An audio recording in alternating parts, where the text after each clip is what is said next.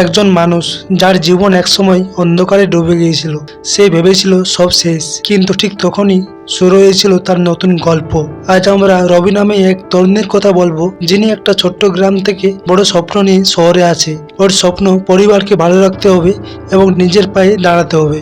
রবি শহরে গিয়ে একটা ছোট্ট কোম্পানিতে চাকরি পায়, কিন্তু এই কম বেতনে শহরের খরচা আর প্রতিযোগিতায় তাকে দিন দিন ক্লান্ত করে তোলে। রবি বাড়িতে তার মাকে ফোন করে বলে, আমি আর পারছি না, মনে হচ্ছে সব শেষ। রবির মা ফোনে শুধু একটাই কথা বলে, বাবা হাল ছেড়ে দিও না, অন্ধকারের পরেই আলো আসে। একদিন অফিসে বড় একটা ভুল হয়ে যায় রবি রাতে। বস রেগে যায় এবং তাকে অফিস থেকে বের করে দেয়। রাতের বেলা রবি কাঁদতে থাকে এবং ভাবতে থাকে, সব শেষ, আমার আর কিচ্ছু করার নেই।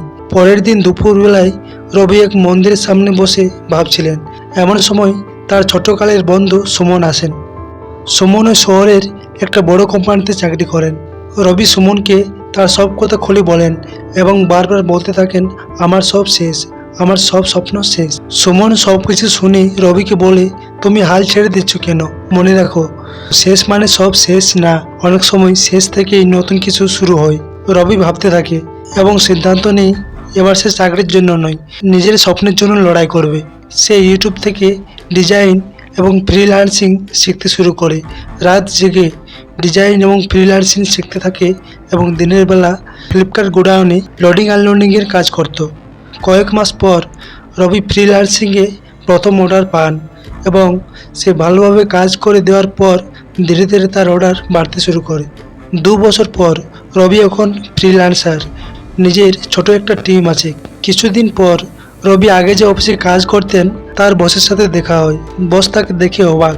রবি বলে, স্যার ধন্যবাদ, সেদিন যদি আপনি আমাকে আপনার অফিস থেকে না বের করতেন তাহলে আমি নিজের যোগ্যতাই খুঁজে পেতাম না। রবি বুঝে যায়, জীবনে যত বড় বিপদেই আসুক না কেন, হার না ছাড়াই সবচেয়ে বড় শক্তি। ভগবান একটা দরজা বন্ধ করে দিলে আবার একটা দরজা খুলেও দেয়, সেই দরজাটা আমাদের খুঁজে বের করতে হবে। এই ভিডিওটি যদি ভালো লেগে থাকে তাহলে একটা লাইক করে দিন এবং কমেন্ট করে বলুন ভিডিওটা কেমন লেগেছে। এই চ্যানেলে নতুন হয়ে থাকলে সাবস্ক্রাইব করে দিন এই ধরনের ভিডিও পাওয়ার জন্য। ধন্যবাদ।